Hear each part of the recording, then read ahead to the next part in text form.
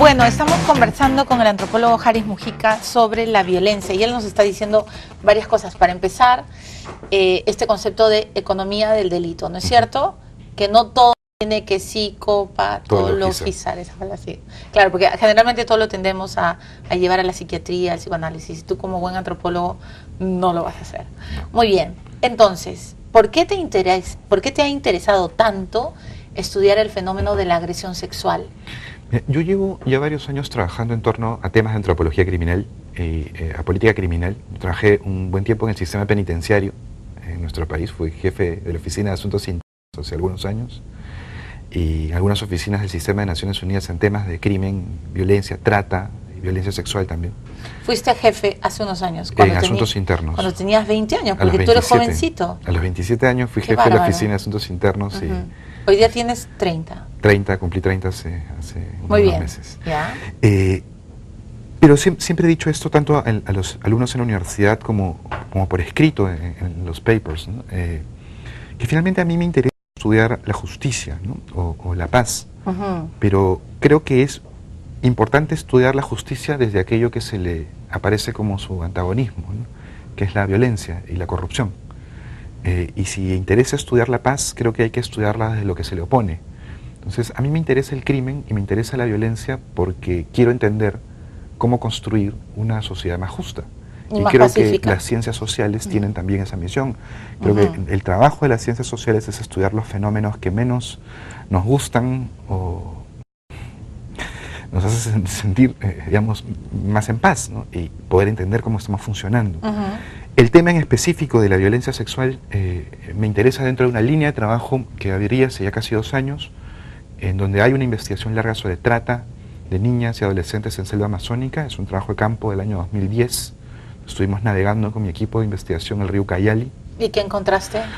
Sistemas muy complejos de trata de niñas y adolescentes, mecanismos familiares de comercio sexual de niñas. O sea, la familia total estaba implicada. En muchos de los casos que recogimos, diría en casi todos, la usurera central, la que vende o trafica con la niña o el adolescente, es la madre.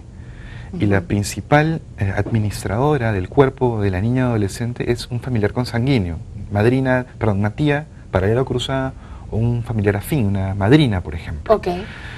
Son condiciones muy terribles, terribles de explotación. ¿A qué edad empiezan a tratar con las...? En el trabajo que hicimos en el río Ucayali, encontramos registros desde los 11 hasta los 17 años, era el margen, ¿no?, de negociación. Y el promedio de un intercambio sexual en la investigación de ese año, el libro se publica el próximo año, era entre 5 y 10 soles, el costo de un intercambio sexual con una niña. 5 a 10 soles. ¿Qué? Esto está publicado ya en varios journals en español y otros idiomas. Ya. O sea, una esclavitud sexual impresionante. No estrictamente esclavitud, ¿no? El problema es que hemos imaginado el fenómeno de la trata es algo así como los coyotes mexicanos que te transportan de manera organizada en mafias estructuradas y complejos cárteles, muchas personas. En el Perú no es tanto así, o no siempre, ¿no? Puede existir en algunos de estos casos, pero no es lo más regular. Tienden a ser pequeñas economías domésticas de explotación y las ganancias no son para invertir en un banco panameño. Son 5 soles, 10.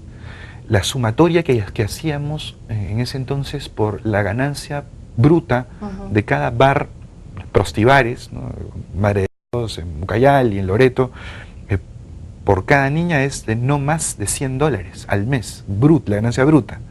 La cantidad de niñas y adolescentes que tienen en cada prostibar, 2 o 3. Entonces estamos hablando de una ganancia bruta que no sobrepasa los 900 soles. Una ganancia neta que no sobrepasa los 500 soles, pero una gran ganancia que llega a los 3.000 por venta de alcohol y comida. Entonces, y no son estructuras muy complejas y organizadas, pero son tantas y tan constantes que dan la sensación de un enorme circuito muy complejo y organizado, pero no lo son. Uso el ejemplo para regresar al tema de anterior, ¿no? Entonces, y antes de que... parecen tantos ladrones que parece una red organizada, sí, claro, y compleja. Parecen, comillas, los marcas, y parece pues una enorme red, ¿no? Claro.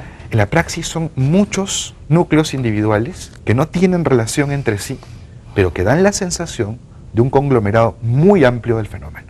Y cerrar ese tema de Ucayali, ¿quiénes son los que ¿Consumen? Sí, qué horrible la palabra, pero...